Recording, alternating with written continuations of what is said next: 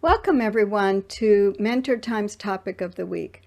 This week we're continuing on, this is part 2 of inclusive communications for career situations. Today we're going to be talking about changing language in the topics of ageism, violence, and colonialism. I want to remind you all that the reason we're doing this is accepted language, which is often hidden in business, is exclusionary. It's not just different cultures, different languages, it's also different disciplines, different technical focus and backgrounds that cause us to exclude people without realizing it, especially when it's accepted in the business situation language that we all use. A reminder, my format for this is that I'll show you my top 3 or 4 words or phrases to get rid of, that are mine to get rid of, and suggested alternatives for each. So we'll start with ageism.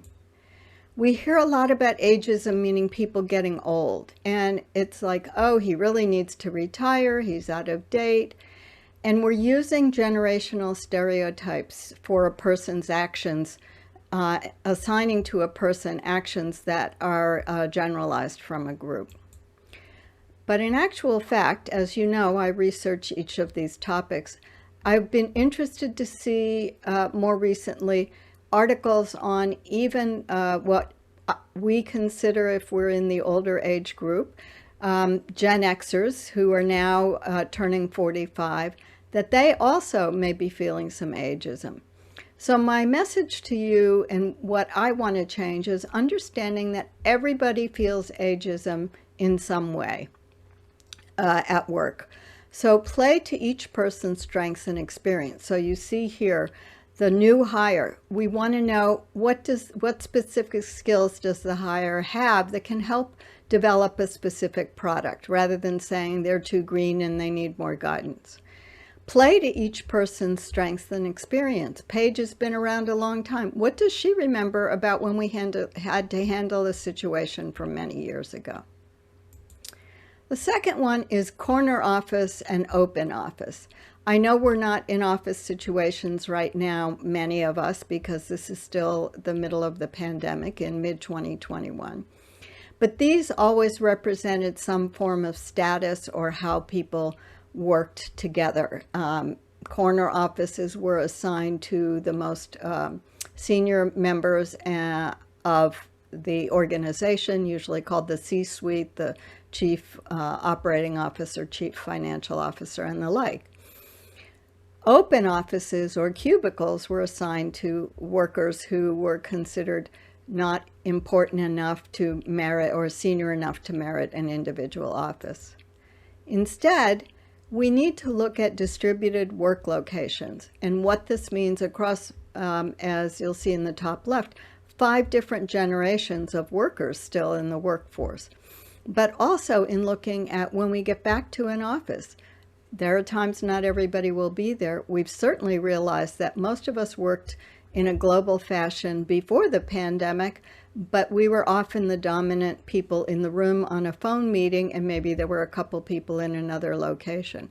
So we need to talk about the future of work in the distributed locations, and no one place has the corner office location any more than another place may. And finally, these are old boomer words. I will classify myself easily in this. I remember all of these. But the perspective here says something's wrong with the older generation. Let's instead try to have mutual respect. Each of us can help by changing our language. I can guarantee you a lot of people my age don't know what the abbreviation in an email or text message RN means right now. I saw it yesterday in an email that came through to me asking for my help on something, so it should have been a little more formal email. So the younger generation or people who use a lot of jargon, not just generational, but technical jargon, need to say, what do you mean by AMA? Are you talking about the American Medical Association, or Ask Me Anything as they do on Reddit and Twitter? Let's move on to violence now. And the first area is not violence words, but gestures. These come from finger pointing in meetings to say, yep, I got it, like the woman in the top left corner. Sometimes you see the two-barreled guns shooting this way. Let's get rid of all that. There's no reason to do anything other than use a thumbs up or point with one finger. We don't need to make a gun analogy. I also want to get rid of two phrases that use the word killed. I killed it, meaning I did something great, or you kill me, meaning you make me laugh a lot. You're making me roll on the floor with laughter. It's easy to say, for I killed it, I nailed it, I aced it. For I killed it, that kills me, you can say, I laughed so hard, I couldn't stop laughing. Let's just be very clear with our language. And finally, the last one I chose was I'm under the gun. And this was because you can see from this very long list on the left, all the references to guns or a shot on the right.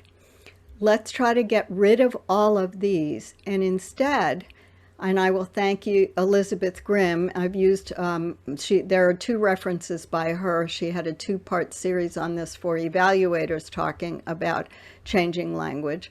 And she starts right up top with bullet points, which may be a hard one to get rid of, but she's right. It's the key points or main areas. But even for at the very bottom, I'm shooting for a certain date. All you have to say is my goal is, my target date is. I'm using this third topic because calling it colonialism, because the roots of it bring up so many isms way beyond, but definitely including racism. And a lot of what I'm taking for the first couple slides is from this pretty recent guide to language from the Brits called Bond's Language Guide. I work in global health. Many people work globally, and we talk about beneficiaries. We talked about them for years. Most vulnerable people, marginalized people. We have put adjectives and demeaned the people by putting adjectives in front of them. So let's get rid of the adjectives. And again, these are all from Bond on the left. Describe the people, communities we work with, people who haven't been listened to, people who've been excluded. They are not an adjective. They are a group of people who have had something done to them or who are in a position of how we work with them. Related to beneficiaries, another big one we use all the time is stakeholders. And it's usually a catch-all term for a group of different kind of people. I saw a reference that was someone from who's well known in the public health world had talked about the word stakeholder, and that actually came from, had a mercenary connotation coming from the person who held money while betting was on, the bets for gamblers that were gambling. And sometimes those gamblers were not just betting on money, but were using other things that are less savory. But it's come to mean people we work with. So let's say that. And what I should have said is that I realized I had developed, helped someone develop a a summary paragraph for her.